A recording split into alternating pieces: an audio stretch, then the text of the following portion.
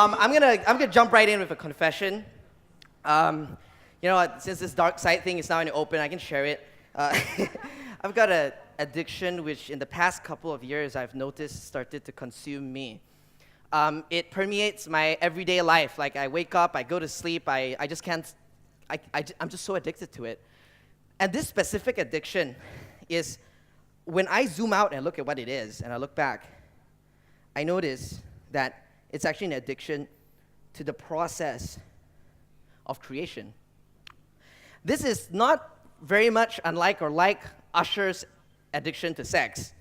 Or those of you who know Wuhan is a dear friend at Mayan Valley who just had his sixth baby, which he delivered by hand. Now he's addicted to the process of creation as well, but this is slightly different. So, let me show you what I mean, okay? And this process of creation, through telling you about this process of creation, I'm going to share with you some growth hacks to help you rapidly create more and create faster with your own personal vision, your team, and your organization. So the discovery was when I look back, again, only when I look back, I see that from a very young age, I like to create things. For example, a costume party, I can't buy a costume.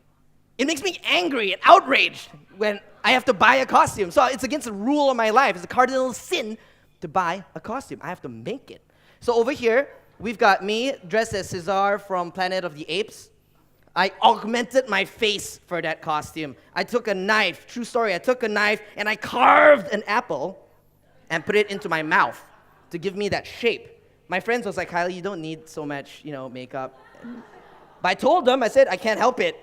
It's something I have to do. I have to make this costume. And I don't only stop right there. I don't just make it for myself. I have to make it for my friends. I sewn 8 nun costumes so I can go as Sister Act. We hit the club, we're partying, bottle full of bub, I got what you need. We're there to that Sister Act. Down there, okay? I didn't have a chance. I didn't have any material. This was a Mayan Valley team retreat, I think 2 years ago. Yeah, anyway, so I was there. And I didn't have a chance. I didn't have any material. I looked in my hotel room. Okay, what can I do? The theme is Arabic night or whatever. So that's me in the center. That's my shower robe from the hotel. That's a belt. I have to make it. I can't help it. It's a gift I can't turn off, right, Dave? So, so I made myself a Tyrannosaurus Rex. I changed my gender and became Serena Williams. That was one of my failures. I didn't know what I am anymore. I tried. And I just can't read websites. When I first introduced to the internet at the age of 13, I was exposed to lots of good content on the internet, a lot of healthy content on the internet. And I was like, I can't just consume this, I have to make it. I taught myself web design. I started making websites for people. I flipped through newspapers. Oh, this company doesn't look like I have a website, okay. Call it up. Hi, I saw an ad in the newspaper. I was looking for your website. Oh, you don't have a website? So I made websites for people. These are... This is me and my friends. We're at a hackathon. We're making websites, having a lot of fun. And I discovered, and this when my addiction got way out of hand, I discovered that business was such an excellent vehicle for creation. You could literally plunk out an idea, put some money, put some people together, and it can grow. So that's what I did. Fantastic vehicle for creation. This is the second-hand furniture we cobbled together in my first company. We were just moving in and unpacking. This all people not even sure where their lives were going to head. We built we built a company which was a news company, which we merged with a larger media group, and we're planning to IPO that company next year. I built a group buying website, which in 3 months, I was like group buying website number 86 or something, right? But in 3 months, we became number 2 in the country, and subsequently bought by Groupon. So that whole journey was probably 4 months from starting to actually selling the company to Groupon. And beyond there, we continued creating. We grew from 8 people up to 160 people in 6 months, revenues of 150,000 up the way to 1.5 million a month in the span of 6 months. That was creation on crack or steroids or something. But a lot of that is also because I had a wonderful business partner called Joel Neo. Both him and I will be on stage on Sunday to talk about business partnerships, which is another topic. But yeah, so that's something we did. For creating businesses, I went to help others create businesses as well. I took a vacation. I said, okay, you know what, Kylie, time to chill the fuck out. Just go take a vacation. I went to Silicon Valley, and I spent 3 months in startup, arguably one of the world's best startup accelerators. At the time, it was batch 5. They had 33 companies from around the world gathered there in Silicon Valley. I spent 3 months of my vacation working with them to help create their businesses, investing money in them.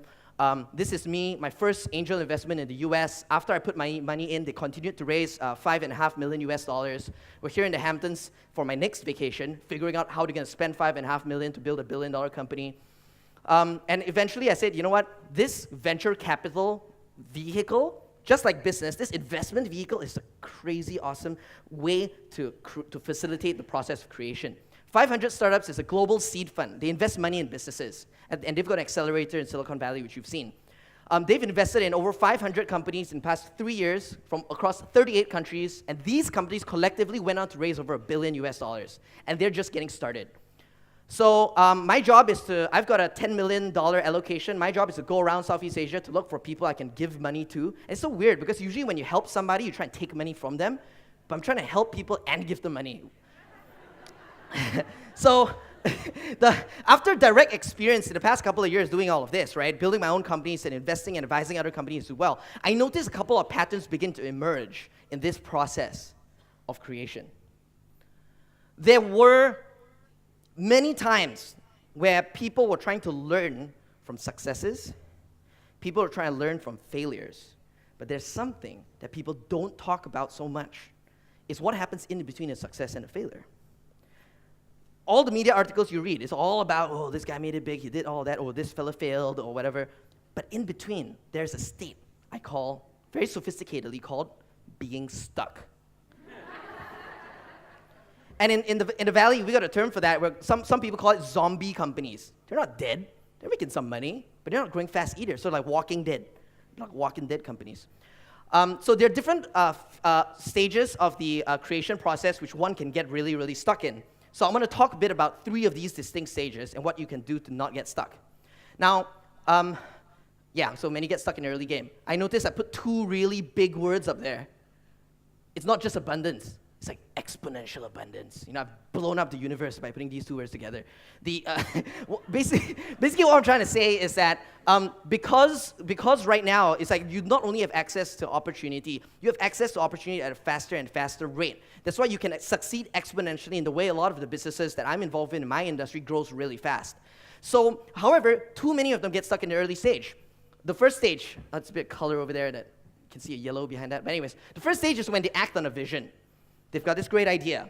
And this is something, I want to share this stuff with you so not only can use it for yourselves, maybe you can give it to your friends as well. Maybe you've got a friend who has an idea or has a burning vision or a desire. And they share it with you. They share it with their parents. Bad choice. They share it with investors. And they get all kinds of feedback, and they start doubting themselves. Is my idea really good enough? They launch a product, they go to customers, they work with enterprise customers, maybe consumer customers, and they're getting, oh man, you get all this feedback, this mixed signal. And they start to doubt themselves, is my idea really good enough? Now this is one point that you can get stuck. You can get stuck doubting yourself and tweaking your idea to perfection. Oh, maybe it's not ready yet. Oh, maybe I need to do a bit of this. Then I'm going to go raise my round. Maybe I'm going to, you know what I mean? 1 year later, you know, you go back to your high school reunion. Hey, what you working on? Oh, the thing you told me about 8 years ago. Yeah, it's right. It happens. You get stuck there. Another place you can get stuck is that, let's say you get past this stage and you got a good idea. Customers are beating their way down to your front door just to buy your products. People love your idea. You can be faced with a problem where you got so many customers and you're growing so fast that you need to hire people. Or you need to at least build a team to help you with this, with all that demand. And you get stuck there. You're like, oh man, how do I get great talent to join me? Like, the kind of people I want to hire, they're already working in investment banks or management consultants, they're getting these high paychecks. You know, programmers, oh, where am I going to find a programmer? All the best programmers are taken. You can get stuck there. You can get stuck there for years. Third one, let's say you've already figured out your idea and your product and people are buying it, it's crazy. You figured out how to hire talent, and you can hire talent, the best talent, super fast. And I know Mind Valley really figured this out really good. They can hire talent super fast. Then they're at a point where it's no longer about you being stuck, but the company's being stuck. Now, why is the company stuck? The company's stuck because the new people who join the team, they don't feel it's a place where they can connect to anymore. You've got such a large organization of hundreds of people, you know, and me, in my personal experience, you know, I've walked into an office, I'm like, who is that guy? Who hired him? Is he picking his nose? What? I mean, you can't feel that connection anymore. And it's times like this where they can't feel the connection with you. They may lose the connection with your vision, your initial vision. They may get to think that, oh man, we're such a huge team now. How do we maintain the culture and the speed? Big companies, office politics, yeah, it's a given. Yeah, the bigger company gets, the slower they get, And that's when you get stuck. And this time it's not just you being stuck, the company's been stuck. Okay, so what can we do? Let's not get stuck. That's what we're here to talk about. I'm going to share with you some growth hacks, right, to move forward from one stage to the next stage to the next stage, especially when you're stuck in that position, or you have friends or clients who are stuck in that position. The first one is called the eventuality, and that helps you with your vision. The next one is called the heist. That helps you with getting a team. The third one is called the ripple, and that helps you and your company and people in your company unstuck yourselves and keep growing faster than ever before. So we're going to start with the eventuality. And this starts with a story. Okay. My girlfriend, she launches an app, right? She launches an app to help girls get alerted when their loved ones are in danger. So it's a personal security app. Basically, let's say you're going for a yoga tomorrow morning for an hour, right? And you're afraid that if you go yoga tomorrow morning, you're not going to come back from that. So you put in your app, you say, okay, I'm going yoga from this time to this time for an hour. 1 hour after the yoga session, the app asks you, are you safe? And if you're safe, you say, yeah, I'm safe. But let's say in between, you meet a tiger and the tiger mauls you and chews off both your arms. And you can't, you're not in the right place. And you need people to come help you. The app's going to ask you, after an hour, are you safe? And if you just can't use the stubs of your arms to turn that off, it sends audio, video, and your location to your loved ones. So it's automatic. Sounds like a good idea? She thought so too. She launched the product. She had a few 100,000 downloads, #1 in the Malaysian and Singaporean app store. She raised some money on it. But along the way, she's starting to doubt herself. She's like, she had a lot of investors. I mean, I'm not kind of being gender biased or whatnot. A lot of male investors didn't understand her idea. They were like, I've got such large biceps. I don't need that app. It was very hard for a lot of male investors to understand a need for a danger alert kind of app. Like personal safety wasn't the top of their minds. So she was worried that only paranoid women would download this. And she has exhausted 200,000 paranoid women who are afraid that tigers are going to maul them during yoga to download it, and it's not going to be a big business. So I asked her this. I said, will more and more people use smartphones? Yes. Like, see, dumb phones? Like, there are more dumb phones than there are humans right now. So wouldn't it be such that there's going to be more smartphones than humans? Everyone's going to use smartphones, right? She says, yeah. And I say, is safety a need? Safety is a base need. So would it be eventual if you did not exist, that there would be a company who will build millions, who would produce apps which millions of people will download on their smartphones, because it's eventual that everyone's going to have a smartphone, for their personal safety needs, because personal safety is a base need? And she said, yes. And I said, if that's going to happen, why not you? That's what I call the eventuality. Behind your business idea, behind your vision, there are some forces which are propelling it into creation, which has nothing to do with you. And as much as you can glorify yourself as the hero entrepreneur or the martyr who's going to bring this into birthing this into creation, you're not needed. A lot of times, a lot of great ideas, like, it's going to happen with or without you. And that's where you're going to be the one to make it happen. But how do we find that eventuality behind your idea? I'm going to give you another quick example, and then we're going to jump into an exercise to find eventuality behind your idea. There's a business consultant who was asked to launch a dating website in India. This was a while back.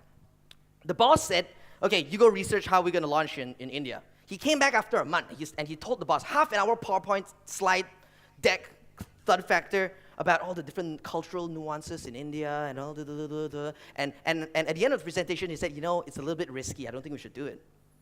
The boss says, are there men in India? Yes. Are there women in India? Yes. Is there a big dating company like Match.com in India? And at the time, no. So is it eventual that there's going to be one because they're men, they're women, and generally they need to date? And they're like, yeah, we're going to launch this tomorrow because that's going to be us. So that's what I'm talking about the power of eventuality. Who wants to do this exercise? Raise your hands. Okay, now those who raise your hands, look for somebody who didn't raise their hands. Okay. Look for somebody beside you and do this exercise with them. And we're only going to take like 3 to 5 minutes. And I'm going to like stop you guys. But share with them your vision or idea and brainstorm. What is the eventuality that's powering that vision? Okay, give it a shot. It's going to be fun. Okay, guys. We got a volunteer who's going to share eventuality with us. Give her a big round of applause. Okay, let's do this. Okay, this is a big shift for me because it's nothing to do with the business that I'm currently doing. But the eventuality is, I believe that more and more women in particular are numbing themselves because of the stresses of life, in particular plunging into addiction. There is more, alcoholism kills more people than any other disease, and it's not spoken about because it's seen as shameful, and women in particular hide it more and more and more. It's going to have to come out, and people who have been through it and come out the other side, like myself, who want to talk about it, who want to remove the shame. Eventually it's going to happen in Australia. It's happened in America. There's Betty Ford and people like that who have stood up and said, hey, I've suffered from this and I can help you through. So eventually the same thing is going to happen in Australia. The shame is going to be taken away because it's going to be brought out into the open, so why not me? All right, fantastic. Fantastic. The stress of life is getting more. There's more and more stress in life. There's more and more access to addictive substances to numb yourselves. And eventually people are going to need a space to talk about that and solve that. So why not her? Mind-blowing. Now, she could have shared the idea with you.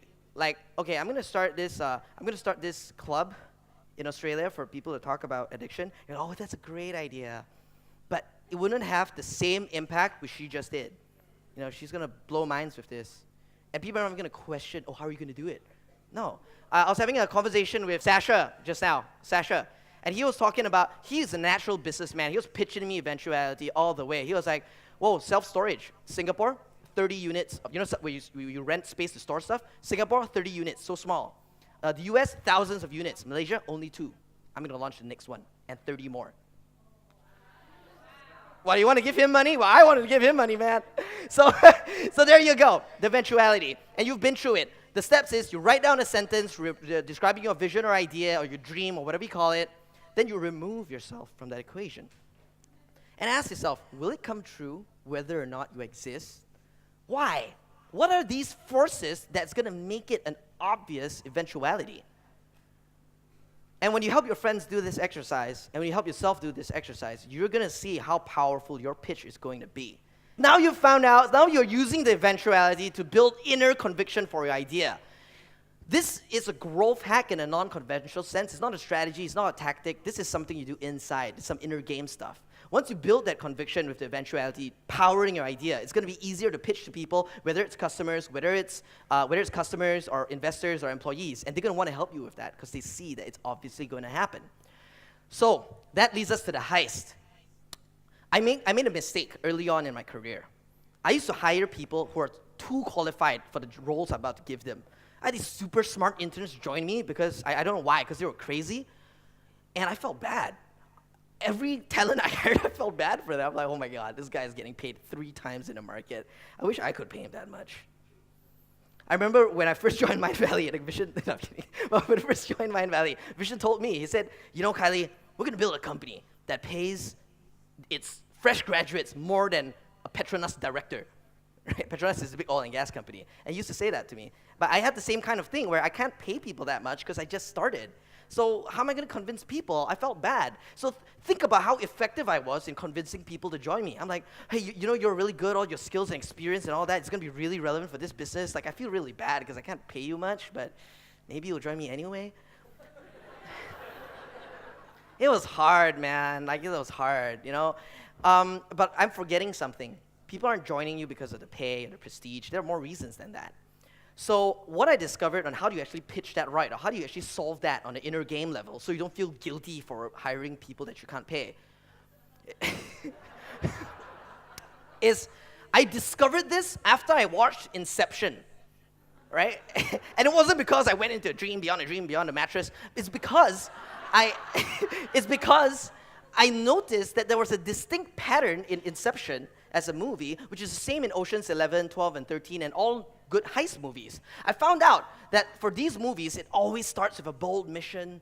You know, oh, we're gonna We're gonna go into a dream 5 times, and we're not gonna, put an idea in. We're gonna extract the idea. We're not gonna extract. We're gonna incept an idea. Never been done before. It is crazy. I don't even know how to go into a dream, but I'm gonna ask you to do it 5 times. So, and there's, or the Bellagio, biggest, highest security casino. Okay, Ocean's 11. Let's go and rob this. Never been robbed before. Bold, impossible mission. And why am I talking to you? Because I need somebody who knows how to build a bomb. Maybe there are specific things as part of this mission, a specific purpose that you talk to specific people for. Oh, I need to build an app. I need an iOS developer. That's why I'm talking to you. And we've got a good, so we need a good iOS developer, and we've got a good this, we've got another salesperson. You need people with a specific purpose to make your mission happen. And that's what a lot of heist movies, they just go out, they have probably 1 hour of the whole movie or half an hour going out recruiting people. Some guy to drive the truck, some guy to defuse the bomb. And then once you gather those people, you reveal a plan. You deck it out. Okay, guys. At 12:15.36.85 of a second, okay, you're gonna just swing down from the ceiling, and the guard is gonna drop his baton, and you run up behind him and you ram him, and he's gonna and take his keys. And then at 6:59, at 300 hours, this person's gonna. There's a detailed plan, but guess what? The plan always screws up. The guy doesn't drop his baton at 3:65. He just plays with it all the time, right? And well, he's not dropping his baton. Dude, right, HQ, he's not dropping his baton. He's just playing with it. What am I going to do? But guess what? The team adapts in unexpected ways, right? The guy who's supposed to run the baton, or this dude who's supposed to drive the truck, never operated a bazooka before. Charles, you have to do it. Ugh, I don't know, man. Right, and he kicks ass at it. That's what teams do. That's what happens in a heist movie all the time. The girl doesn't know how to use a gun. Oh, this thing comes from the sky. Okay, now this journey and the whole movie, it's a promise of suspense. Why? Because every single moment, you're facing death. You're facing failure. And in movies, and in some startups too, people do die, and that's kind of serious. In the history of 500 startups across all these companies, we had 3 founders die. Physical deaths. Not from work though, like different reasons, but like talking about Amir's talk, people do die, right? So, but that's besides the point. What I'm trying to say is, in the movie, there's a lot of suspense because every moment there's possible failure. But guess what? If you succeed, you become a blockbuster legend. Succeed really well, and you might even have a sequel. Same thing with business. I had a sequel. Helping other people produce their movies. Now, isn't this exciting? Did you know that there's a lot of highly paid talent out there, bored, numb to the mind? Sasha, you were just talking about this. He was like a highly paid executive at Chevron. He was bored out of his mind. So what does he do on a weekend? He goes on he goes to a torrent engine and he downloads Inception. And he watches it. And he's like, wow, that's so fun. That's so exciting. Look at them coming together and doing this thing. Okay, millions of great talent out there bored out of their minds. But guess what? You're promising them not weekends. Thank God it's Friday. Weekends to download movies and watch it. You're inviting them to live their movie each and every single day. That's what you have. And that's what, if you don't realize this, you're not going to be hiring any good talent at all because you're just going to feel guilty like I did. When I realized that I was promising a journey of creation that nobody else could provide, the people who wanted that stepped up and they came. And we've since become a talent magnet for these types of people, from investment bankers to management consultants to the top hackers and developers in the world. They wanted to be part of these journeys because the founders understood what was so important about it and wanted to give it to them. Okay, the eventuality at the first stage where you're powering through your idea, the heist when you use the idea and you're starting to recruit people. Let's talk about the ripple. Now, what happens in a larger company is there is a very real sense of disconnect sometimes, where you walk in and there's lots of people, and the boss doesn't take time to talk to you because he's got other things to do, and you're spending days and nights putting something together, and sometimes you don't know if it's really mean anything. That's a really dehumanizing and sad place to be. And these people could feel like this in your companies, or maybe not. So how do you remind them about the magic that brought them there in the first place? If left unmanaged, this feeling will soon grow into resent. And a lot of people in companies, sometimes they feel like no matter what they do, they can't change a thing. So, and that gets really sad. So the first step, if you as a founder, when sharing with your employees, is to have them know that they have one thing they can control, which is themselves and how they feel. And they can choose an identity of being a driver in the company, a passenger in the company, or a backseat driver. I'm going to talk about all these three things. Now, imagine yourself in a family trip with your mom and dad, and you're driving on road trip to your hometown, to Disneyland. And your dad's driving, and he's horrendously lost, right? He's driving. And then a helpful passenger, hey, Dad, you want some water? You look really thirsty. Here you go, have some water. It's like, okay, Dad, yeah, maybe you should try this. It's a helpful passenger. But there is also a backseat driver, like my mom. She'd be like, hi, yo, why did you just take that turn? We were talking turn right, you turn left. Why are you even driving a car? You could have stopped and asked that nice man, but you just passed him, and you just passed the turn. Like, what? So turn left now, turn left. This happens in companies as well, Somebody's trying to initiate a project, and some people are just trying to help this guy. Hey, that's a great idea, Bob. Hey, let's do that. Yeah, hey. And this person, Bob, come on. Stop doing it. What are you doing that? Who's going to care, man? So, of course, there's a backseat driver, but I didn't put something that's even worse of identity. It's called a backstabbing backseat driver. Like my brother. He's at the back of my dad. He's like, Ba is so bad at driving. He's just muttering to himself, Kari, why did you drive? Like, why is he driving again? We've been through this before. You know what? I'm never going on a road trip again.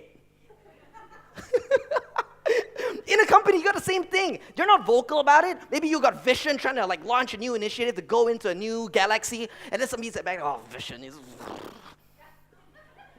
So, as an individual, each person in your company, you got to decide, who do you want to be? Are you actually a driver? Are you a passenger? Are you a backseat driver? Next thing. Okay, your lunch buddies. Who says you can't change people in your company? Everybody in a company goes to lunch with somebody, right? If not, maybe you should find a lunch buddy. But if you do already have a lunch buddy, you can have these conversations with them. You can set standards. I'll tell you a true story. When I first started in Mind Valley, it's the first week. I was having lunch with the CTO, Jiang T, at the time. And we're at Jiang T, and there was Khalid, who was a programmer. We're sitting there, and Khalid said, in lunch, right? Khalid said, I think Welly's CSS, it's like a web programming language thing. CSS is really sloppy. Jiang T put down his fork and knife and said, why are we talking about Welly when he's not here? I was like, oh my God, this guy is serious. Shit just got serious. He put down his fork and his knife, shit. And Khalid was like, because I was looking at his code and it kind of looked a bit sloppy. And Jiang T was like, we don't talk about our colleagues when they're not around, okay? After this, we're going to go upstairs, we're going to invite Welly together, and then we're going to talk about it with him. Continue that meal in silence. Don't look at him. Don't make any eye contact, man. Jiang T's he's angry. He's dark side, right? So we go up there, we talk about it. It was like, I committed the code when I was midway through it, and I committed the code. I wasn't supposed to commit, but I was committed. So he was halfway through it. He wasn't even done. Imagine if Jiang T didn't lay down the law. Khalid will be saying, Welly is really sloppy. And then I may not even know what CSS is. Then I'll just go back to the office. Oh my God, look at that sloppy bugger right there. What's he slopping around? Why does Mind Valley have so many sloppy people? I thought we hired great people. Where's all these sloppy people coming from? With your lunch buddies, the conversations you have is going to shape their minds. It's going to destroy your culture depending on what you tolerate and what you do not tolerate. Your employees have to know that. Just a simple set of words can mean everything. The third one is about your immediate team. So my tech team, it's a very popular thing, Scrum. It's like it's agile development. So they part of this Scrum methodology, they've got a morning stand-up meeting where they just huddle, and it's called a stand-up because they just huddle for 10 minutes. What are you doing today? What do you need help with? That's it. Very fast. Boom, boom, boom. So they did this little ritual amongst themselves. Next thing you know, in Says.com, other teams are like, why are those geeks standing up all the time in the morning? Don't they have chairs? What are you doing? They got really curious. They went there and they started talking to these geeks and okay, whoa, wow, all right. And they have their own stand-ups too. Suddenly, every team has their own little stand-ups. They're just reporting their own thing.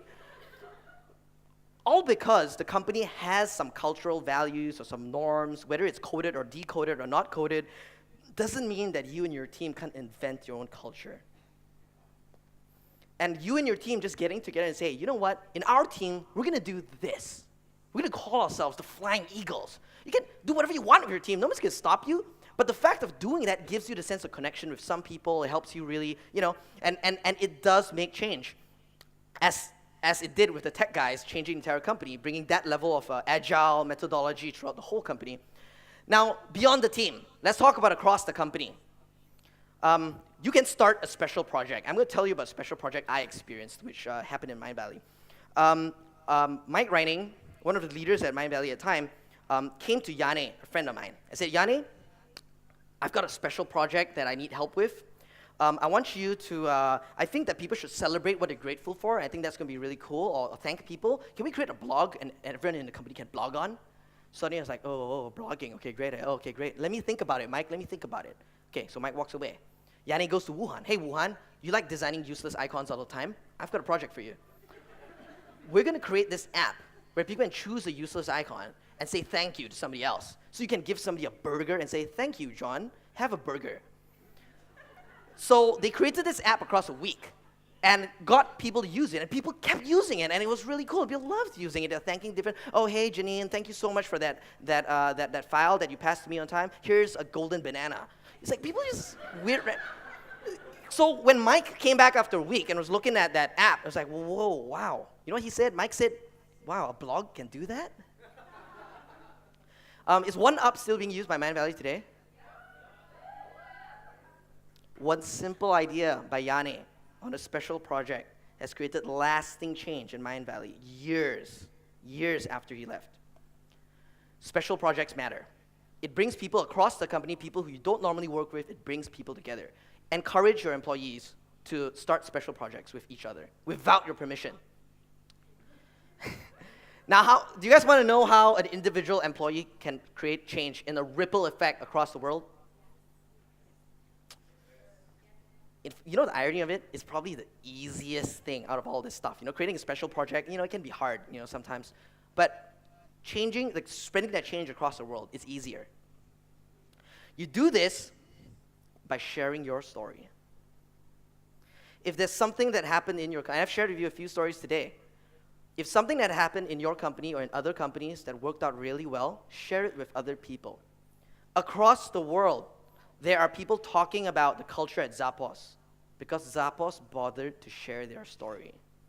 If all the great things that Zappos as a company and Tony Hsieh was doing were just kept inside their files, nobody would know. And none of us could be inspired that change is possible. All because you're a big company doesn't mean you're going to be a dehumanizing, big, ugly company. You can be a big and cool company. So when you share a story with your friends, they will go back to their workplaces and they're going to try it out. When you share your story, other people are going to see that it is possible and they're not going to get stuck. They're not going to accept being stuck. They're going to look for companies who have these stories. And that's where you kind of have this ripple effect take place. So for Zappos, conferences across the world quote their examples. They've got this one practice where after a 3-week orientation, you're given $2,000 to quit. People talk about that. I'm talking about it. I wasn't given $2,000. Why am I talking about that? Because it inspired me. If something works for you in the midst of all this, share your story and watch how it changes the world. So again, we live in a time of buzzword-heavy exponential abundance, where you can act on a vision, build a team, figure that stuff out, and have your team start a movement. All this is possible, driven by the eventuality behind you, and with the talent drawn to you by the heist that you're feeling, the heist that you're engaging with right now, and because individuals every day can make a difference by recognizing that they have a ripple effect. Thank you very much.